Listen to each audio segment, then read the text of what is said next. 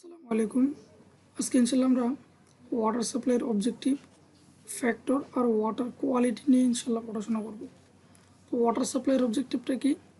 Water supply in adequate quantity, যথেষ্ট পরিমাণ পানি যাতে আমি আমার কমিউনিটিতে সাপ্লাই দিতে পারি, এটা হবে আমার first objective. Number two, supply safe and wholesome water to the consumers, আমার যারা কনজিউমার আছে তাদের কাছে যাতে আমি একটা বিশুদ্ধ হোলসাম ওয়াটার পাঠাতে পারি। Make water easily available to the consumer, প্রত্যেকটা কনজিউমারের কাছে যাতে আমি ওয়াটারটা খুব ইজিলি রিচ করাইতে পারি, ওইটা হচ্ছে আমার অবজেক্টিভ। ওয়াটার সাপ্লাইয়ের মেন অবজেক্টিভ হচ্ছে যথেষ্ট পরিমাণ পানি, সেফ পানি খুব কাছাকাছি বা ইজিলি যাতে কনজিউমারের কাছে পৌঁছাতে পারি, ওইটা হচ্ছে আমাদের এই ওয়াটার সাপ্লাইয়ের অবজেক্টিভ।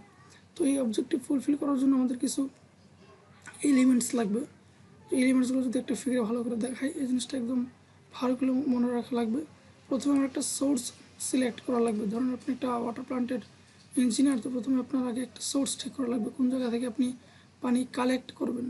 পানিগুলো কালেক্ট করার সোর্স ঠিক করার পর সেকেন্ড কাজ হচ্ছে কালেকশন সিস্টেম ঠিক করা যায়, কী ওয়েতে কোন পদ্ধতিতে পানিগুলো কালেকশন করবেন। ধরেন এখানে একটা রিভার আছে, এই রিভারটা হচ্ছে আমাদের ওয়াটারের সোর্স।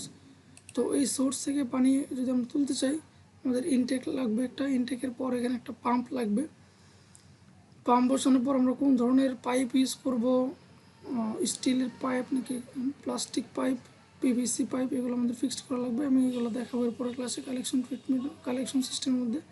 দেন কালেকশন করার পর এগুলো আবার কমিউনিটিতে ডিস্ট্রিবিউট করা যাবে না, এগুলো ফার্স্টে আমাদের ট্রিটমেন্ট করা লাগবে। বিভিন্ন ধরনের ট্রিটমেন্ট আমরা এই কোর্সে দেখব। তারপর হচ্ছে ট্রিটমেন্ট করার পর এই পানিগুলো কীভাবে এমন কমিউনিটিতে ডিস্ট্রিবিউট করবো, এটার বিভিন্ন পদ্ধতি আছে, এগুলো আমরা পড়াশোনা করবো। তো সিম্পলি যদি বলি, একটা এলিমেন্টসগুলো কি, ওয়াটার সাপ্লাইয়ের সোর্স ঠিক করা। নাম্বার টু, এই সোর্স থেকে কীভাবে পানিগুলো কালেক্ট করবো, collection system. Number three, collect করার পর পানিগুলোকে ট্রিটমেন্ট করা লাগবে, ট্রিটমেন্ট। 4 নম্বর হচ্ছে distribution system. Source, collection, treatment, distribution. এখন ওয়াটার সোর্স ইন বাংলাদেশে কী কী সোর্স আছে? Surface water. সারফেস ওয়াটার বলতে আমরা ওই পানিগুলোকে বুঝি যেখানে ফ্রি সারফেস বা ওপেন চ্যানেল থাকবে। যেখানে একটা ফ্রি সারফেস থাকবে ওয়াটারে, সেটাকে বলতেছি surface water. River, sea, pond, এগুলো হচ্ছে surface water. Surface water is highly polluted, requires extensive treatment before drinking. Surface ওয়াটারে প্রচুর পলিউশন থাকে, ড্রিঙ্ক করার আগে এগুলোকে ভালোভাবে ট্রিট করা লাগবে। Number two, ground water. Ground ওয়াটারটাই মোস্টলি ইউজড হয়, সুইটেবল ফর ড্রিঙ্কিং পারপাস। কারণ গ্রাউন্ড ওয়াটার বেশি ড্রিঙ্কিং পারপাস ইউজ হয় কেন? কারণ এটাতে আমাদের ইমপিউরিটি খুব কম থাকে। Dissolved substance may need treatment before drinking. কিছু কিছু ডিজলভ সাবস্টেন্স ট্রিটমেন্ট করতে হয় গ্রাউন্ড ওয়াটারের ক্ষেত্রেও, তবে সেটা সারফেস ওয়াটারের চেয়ে অনেক কম। রেইন ওয়াটার সবচেয়ে বিশুদ্ধ ওয়াটার, কিন্তু আপনাকে আগে কালেক্ট করা লাগবে অ্যাপ্রোপ্রিয়েট ওয়েতে। Apparently suitable for drinking purpose, এটা খাওয়ার জন্য suitable. Purest water contain no mineral and very little dissolve substance. এই পানিতে খুব কম পরিমাণ ডিজলভ সাবস্টেন্স থাকে, মে বি অ্যাসিডিক আর অ্যালকালাইন। এই রেইন ওয়াটার অ্যাসিডিক হতে পারে বা অ্যালকালাইন ওয়াটার হতে পারে। এ হচ্ছে বাংলাদেশের পার্সপেক্টিভে ওয়াটারের সোর্সগুলো। দেন আমরা মেইন কিছু কনসিডারেশন যদি চিন্তা করি, for selection of swords of water supply, আমি ওয়াটার সাপ্লাই সোর্স কোনটাকে সিলেক্ট করবো, ওটার জন্য কিছু ক্রাইটেরিয়া আছে। নাম্বার ওয়ান, কোয়ান্টিটি, যে কি আমি যে সোর্সটা সিলেক্ট করতেছি ওইখানে কী পরিমাণ পানি পাওয়া যাবে, সবসময় পানি আনতে পারবো কি না। The quantity of water from source should be sufficient to satisfy the need of various use.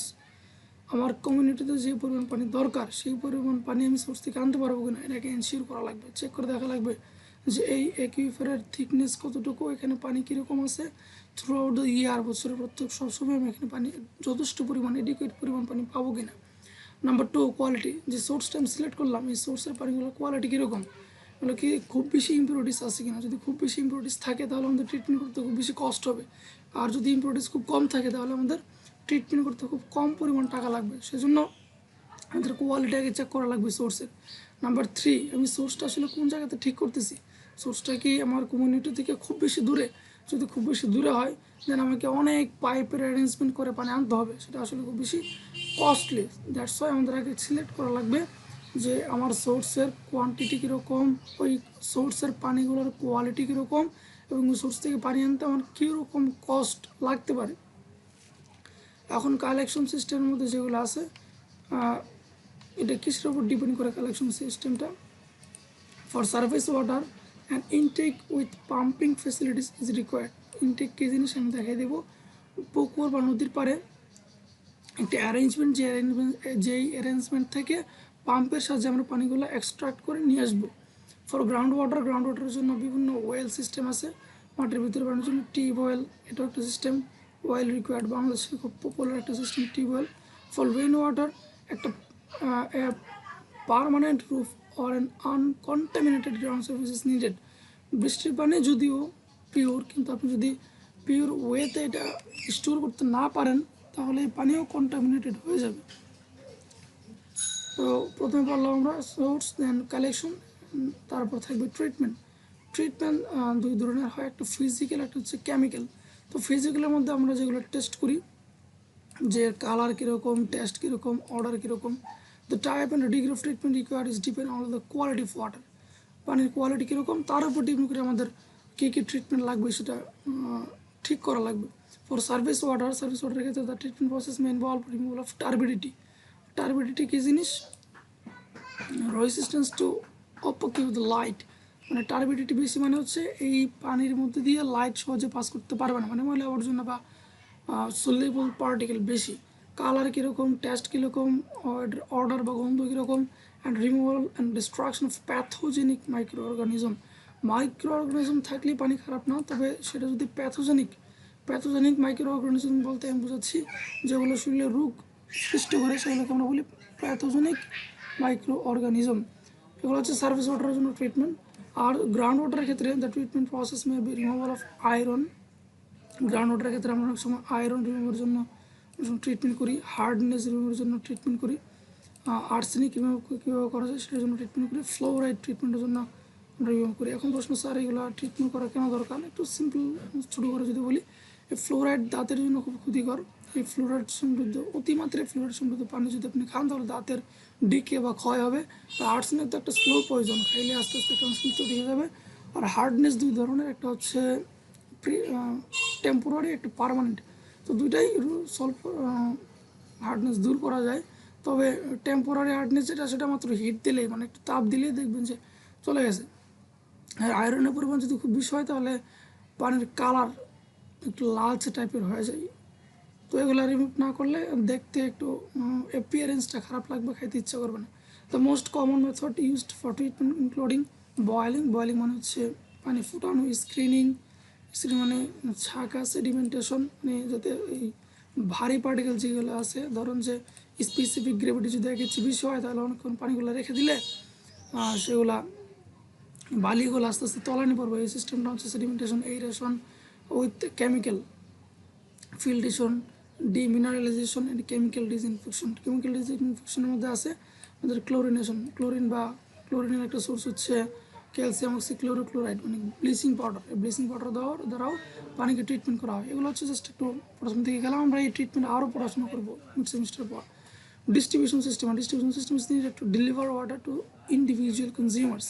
একটা সিটি বা একটা আরবান এরিয়াতে আমার পপুলেশন কোন দিকে কীরকম সেটা ঠিক করে, সেটা প্রতি লক্ষ্য রেখে ডিজাইন পিরিয়ড যদি 20 বছর হয়, 20 বছরে জনসংখ্যার ট্রেন্ড কীরকম হবে সেটার দিকে লক্ষ্য করে আমাদের ডিস্ট্রিবিউশন সিস্টেম করা লাগবে। ডিস্ট্রিবিউশন সিস্টেম হতে পারে রেক্টেঙ্গুলার, রেডিয়াল মানে হচ্ছে ধরেন সেন্ট্রাল লাইনে আপনার পাম্প থাকবে, সেখান থেকে ব্যাস বরাবর বিভিন্ন পাইপ দিয়ে আপনি কমিউনিটিতে পানি সাপ্লাই দেবেন। সার্কুলার হতে পারে, হ্যাক্সাগোনাল হতে পারে, এগুলো হচ্ছে ডিস্ট্রিবিউশন সিস্টেম।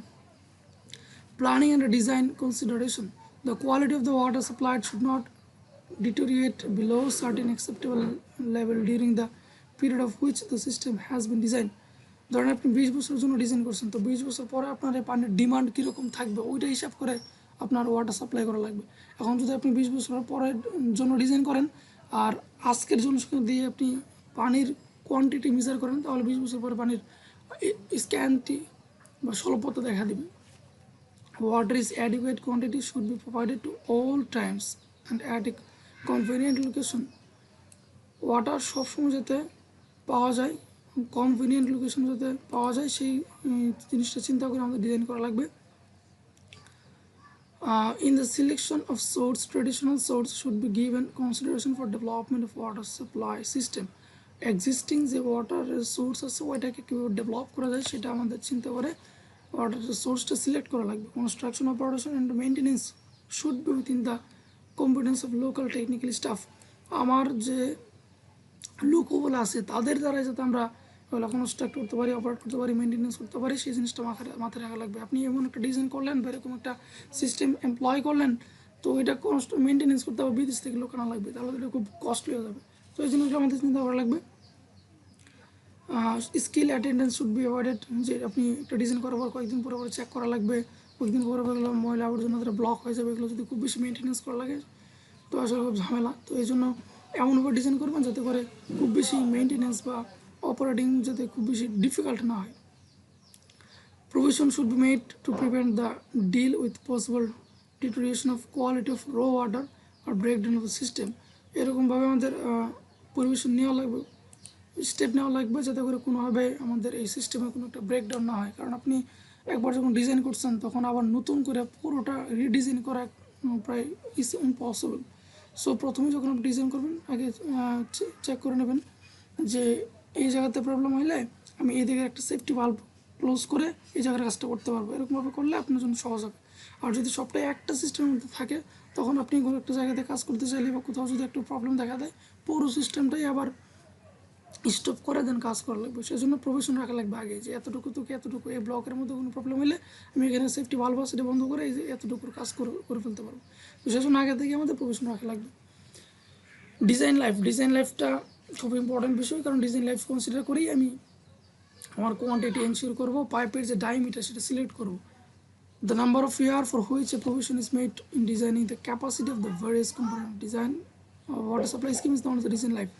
মানে আপনি যত বছরের জন্য ডিজাইন করতেছেন ওই বছরের জন্য হিসাব করে আগে পপুলেশনের নাম্বার বের করবেন। পপুলেশন নাম্বার বের করলে একজন কতটুকু পানি ইউজ করে আর ওই পপুলেশন কতটুকু কনজিউম করতে পারে সবটা হিসাব করলেন। করার পর কিউ যখন বেড়ে যাবে তখন কিউ ইকুয়াল টু এভি, ওইখান থেকে আমাদের পাইপের ডায়ামিটার ডি চলে আসবে। তো আপনি যদি 20 বছর পরে জনসংখ্যা কনসিডার না করেন তাহলে ওই পপুলেশন কম আসবে, কোয়ান্টিটি কম আসবে, পাইপের ডায়ামিটার ছোটো হবে। পরে যখন জনসংখ্যা বাড়বে আপনি এই পাইপ দিয়ে বেশি করবেন পানি সাপ্লাই দিতে পারবেন না। Factor governing the design life, কিসের উপর ডিজাইন লাইফগুলো ডিপেন্ড করে? Useful life of component, structures and the chance of their becoming old and obsolete, easy and difficult that is likely to be faced in explanation, amount and availability of additional investment.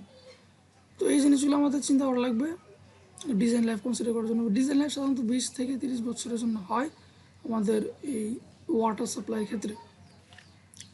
Various types of consumption, পানি কী কী purpose মানুষ consume করে বা গ্রহণ করে। Domestic water demand, বাসা বাড়িতে আমরা drinking, bathing এসব পারপাসে আমরা ইউজ করি।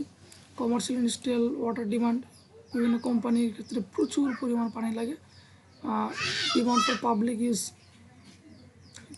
বলতে আমি বোঝাচ্ছি gardening, public park, washing, sprinkling on road, রাস্তার মধ্যে পানি ছিটানো, এসব কাজে আমাদের পানি ইউজ হয়।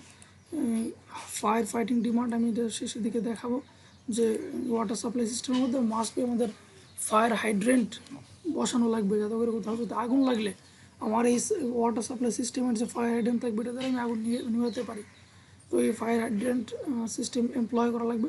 তো এগুলো হচ্ছে ওয়াটার কনজামশনের বিভিন্ন অপশন, যে কীভাবে পানিগুলো কনজিউম হয়। ডোমেস্টিক পারপাস ইউজ হতে পারে, কমার্শিয়াল পারপাস ইউজ হতে পারে, পাবলিক পারপাসে, ফায়ার ফাইটিং কাজে।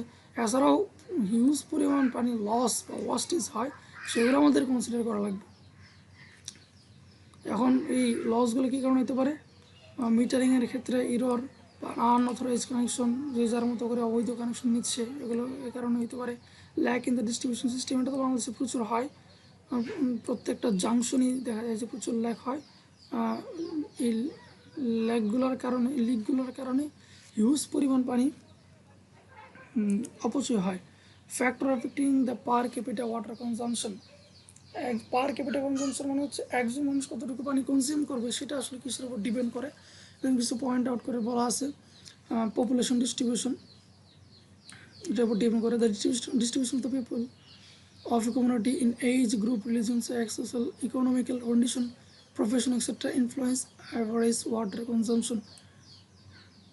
যে একটা কমিউনিটির মানুষের ধর্ম কি, সোশ্যাল ইকোনমিক্যাল স্ট্যাটাস বা লাইফ স্টাইল কীরকম, এগুলোর উপরে ওয়াটার কনজাম্পশন ডিপেন্ড করে। ক্লাইমেট কন্ডিশনের উপরে ওয়াটার কনজাম্পশন ডিপেন্ড করে।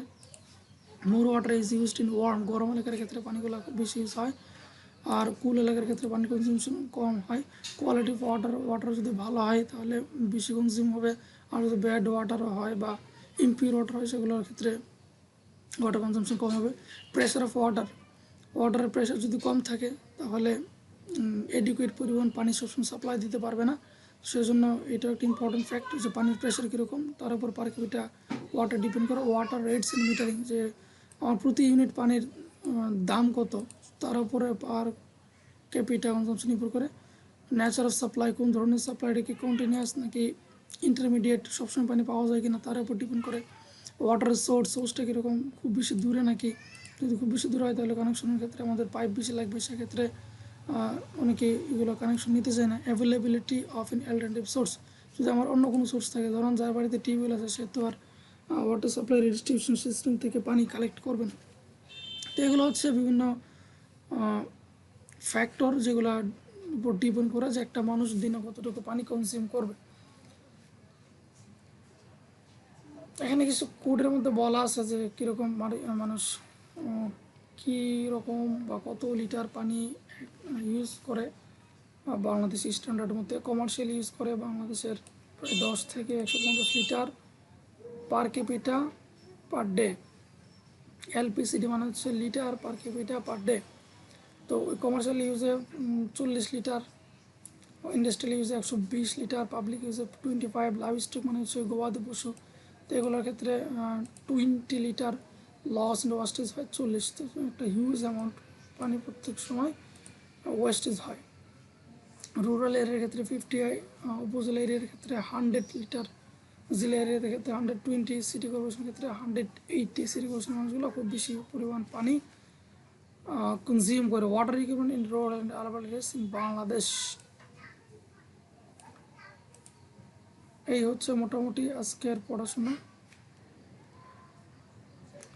তারপরে ইনশাল্লাহ আমরা পিএইচ নিয়ে এবং ওয়াটারের যে কোয়ালিটি প্যারামিটারগুলো আছে, কোন কেমিক্যাল কীরকম থাকা যাবে তার বেশি তার লিমিট কতটুকু, WHO ওয়ার্ল্ড হেলথ অর্গানাইজেশন কী বলতেছে, সেগুলো নিয়ে পড়াশোনা করবো ইনশাআল্লাহ। আসসালামু আলাইকুম। আজকের ক্লাস এতটুকু, সবাই ভালো থাকবেন।